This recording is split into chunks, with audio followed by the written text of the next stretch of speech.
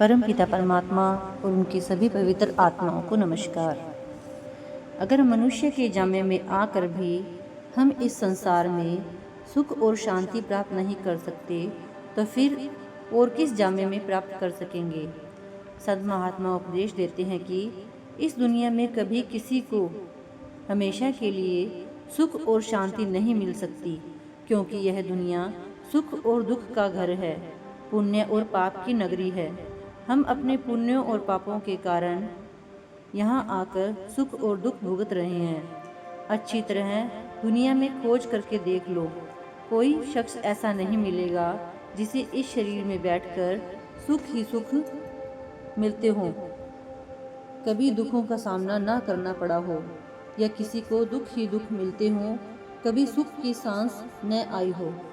देखने में आता है कि अगर 10 दिन सुख के मिल जाते हैं तो फिर दुखों का सामना करना पड़ता है, और अगर 10 दिन दुख के भुगत लेते हैं तो फिर थोड़े बहुत सुख के श्वास आ जाते हैं। जितने भी दुख हमें भुगतने पड़ते हैं ये हमारे पिछले जन्मों में किए हुए पापों का नतीजा है, और जो भी सुख की सांसें आ रही हैं वे हमारे पिछले जन्मों के पुण्यों के कारण हैं। जब पुण्य और पाप इकट्ठे होते हैं तब हमें इंसान का जामा मिलता है, जिसमें बैठकर हम उन पुण्यों और पापों का हिसाब दे रहे हैं।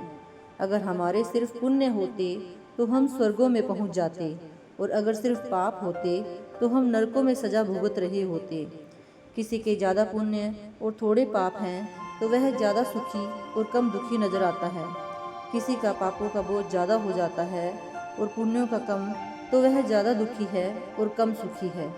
यही कारण है कि इस दुनिया में अमीरी गरीबी, बीमारी तंदुरुस्ती और ऊंच नीच दिखाई देती है, क्योंकि हर जीव यहाँ अपने पिछले जन्मों के कर्मों के कारण है। इस जन्म में तो हर कोई प्रारब्ध के मीठे या कड़वे फल ही खा रहा है। यह दुनिया आज तक न कभी सुखों की नगरी बनी है और न कभी बन सकती है। जब हम इतिहास पढ़ते हैं तो पता चलता है कि दुनिया में लड़ाई झगड़े, सुख दुख, अमीरी गरीबी हमेशा से चली आ रही है। हर जाति, धर्म, देश और वक्त के अंदर उच्च कोटि के महात्मा और बड़े बड़े दानी और परोपकारी आए हैं, फिर भी इसकी हालत पहले से कोई बेहतर नहीं हुई और ना ही कभी हो सकती है। अगर संत महात्माओं का मकसद इस दुनिया को स्वर्ग या सुख की नगरी बनाने का होता तो आज तक यह दुनिया जरूर सुखों की नगरी बन जानी चाहिए थी, बल्कि वे तो हमें ऐसा साधन और तरीका बताते हैं कि जिस पर चलकर हम हमेशा के लिए इस देह के बंधनों से मुक्त हो जाएं और फिर इस दुनिया में ही ना आए। दुनिया के कांटे इकट्ठे करने में आज तक किसी ने सफलता प्राप्त नहीं की और ना ही कोई कर सकता है, लेकिन अगर हम अपने पैरों में मजबूत जूते पहन लें तो वे कांटे अपना असर नहीं कर सकते।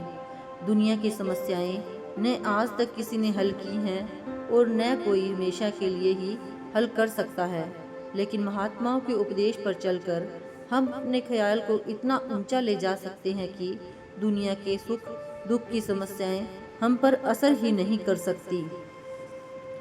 ईसा मसीह ने बाइबल में जिक्र किया है, यह मत समझो कि मैं धरती पर मेल कराने आया हूँ।